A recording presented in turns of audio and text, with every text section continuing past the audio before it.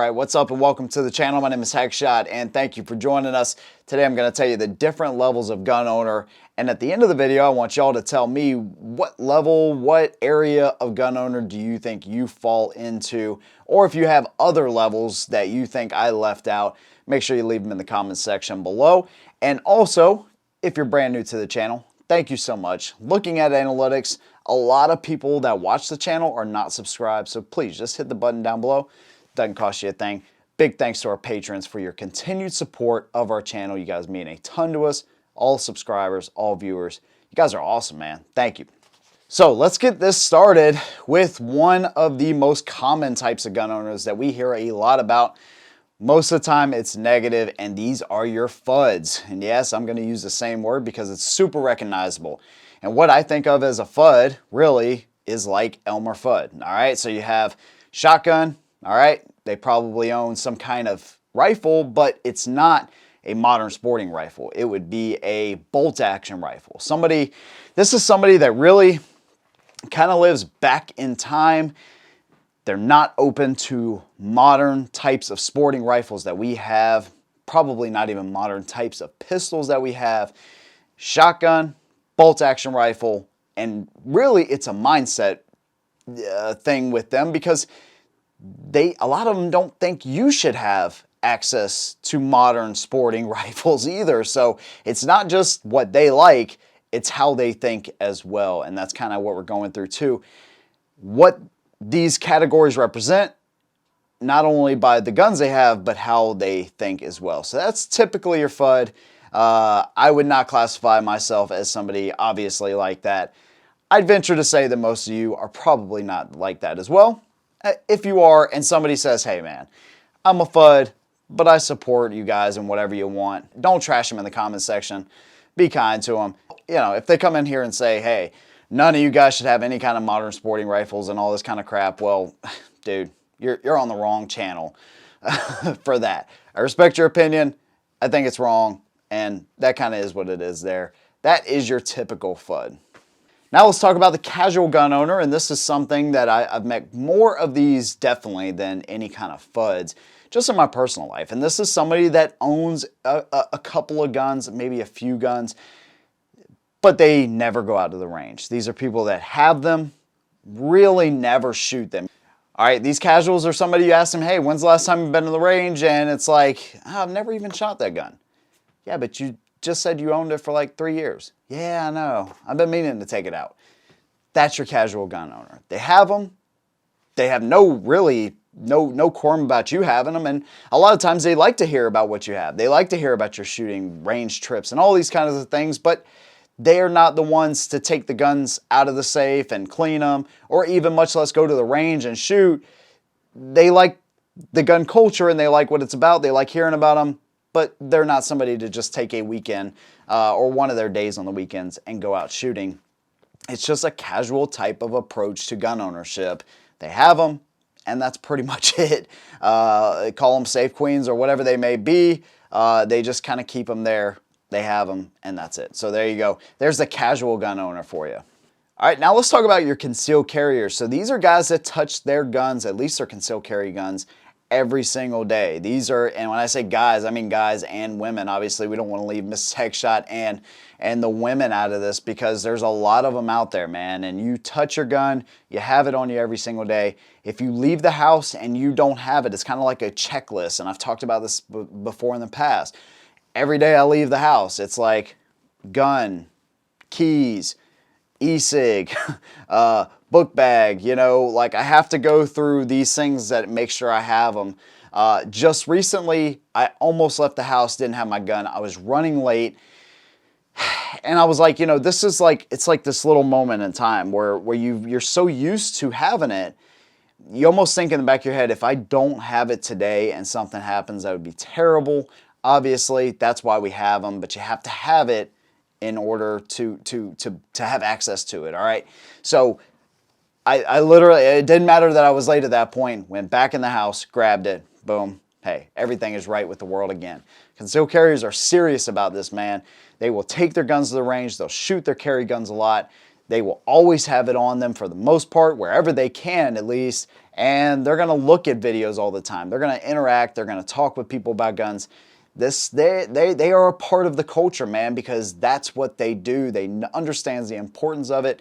They are sheepdog, man, and they do not want to be in a situation where they are called a victim and not have a chance. So concealed carriers, man, I'm definitely one of these guys, and there's a lot of guys and women out there alike that are concealed carriers, and do not underestimate them. They may not have a ton of rifles. They may not have a ton of experience with those things, but best believe that concealed carry gun is on them every single day, and they can probably tell you the best way to carry, because a lot of concealed carriers have a ton of different holsters, a ton of different types and ways they like to carry, different body positions. They can tell you what sucks, they can tell you what's good, and these guys are serious, man. So concealed carriers, if you are one of these people, you are my people, because our channel is built around it's built a ton around concealed carry, and really I consider myself definitely in that group, but I'm kind of a hybrid, because we're going to go over some of these, a couple more examples here that I'll share with you right now. Next up is the collector. So this is somebody that cherishes guns, and this is somebody that really likes a lot of different types of guns from different periods in history to modern history. This might be somebody that likes to collect certain just brands of guns. This is somebody that might just like to collect World War II or World War I, or all of those, or Revolutionary, or maybe, you know, pre-ban guns from 1986, or whatever the case may be. This is somebody that likes a lot of different guns, or just one specific type of gun, and they like to collect those, and they take care of them, and they make sure that they take them out of the safe at least once a year, if not twice a year. They make sure they cleaned them, you know, they're oiled down properly. They like to show them off. They like to talk about them. They like to tell you the history behind them. And this is something that is near and dear to me when it comes to World War II guns.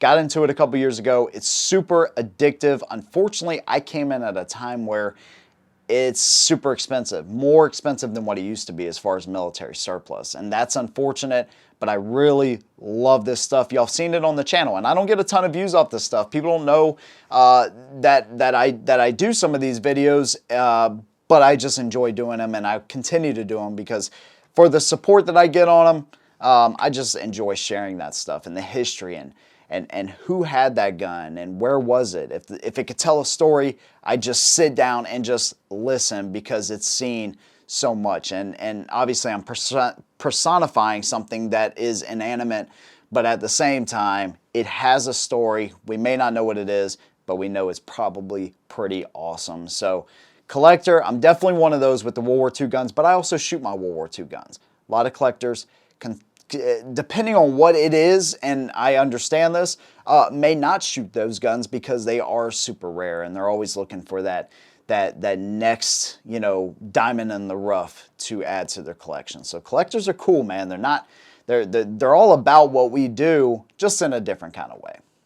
All right, and the next one, this is a little bonus one, but these are the freedom fighters, man. These are people that are letting all of us know the new laws and regulations coming down from the top, things that may affect our Second Amendment as we know it. These are the ones that like to keep us up to date. And this is something that is super helpful to me, to y'all, obviously, to know what's coming down the pipeline, because it seems like there's always Second Amendment news rolling out. I've done a few of these in the past as well, but I like to keep up with this stuff, not only for the bad stuff, but for the good stuff as well. Recently, South Carolina became an open carry state to an extent, to where if you have a concealed weapons permit, now you can openly carry in South Carolina. That's an awesome thing.